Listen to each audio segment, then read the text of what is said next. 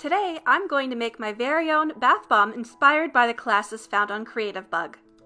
You'll need an 8-ounce bowl, mica powder of color, measuring spoons, a small bath bomb mold, vanilla essential oil, cornstarch, citric acid, Epsom salt, baking soda, and also water. Pour 2 tablespoons and 1 teaspoon of baking soda. Then pour in 4 tablespoons of our bath bomb mixture. Mix thoroughly with your hands or spoon to break up any clumps.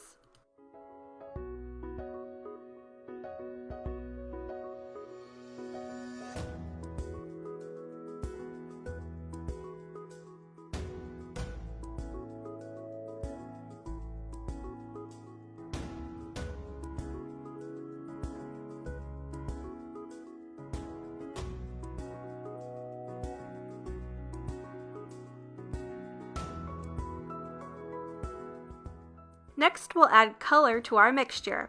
Choose a color of mica powder and add about a 1/4 teaspoon to your mixture and stir well. Next, we'll add our essential oil to the mixture.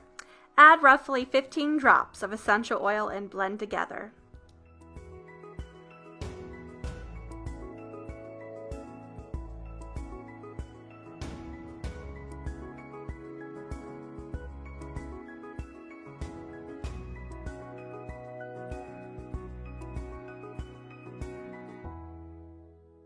Add water to the mixture. Measure about a 1/4 teaspoon of water, and as you're blending the mixture with one hand, slowly sprinkle water into the mixture with the other. Next, you're going to place the mixture into the mold, so fill each side of your mold with the mixture little by little, and then place both sides together. Finally, you're going to remove the bath bomb from the mold, pop it in water, and watch it fizz.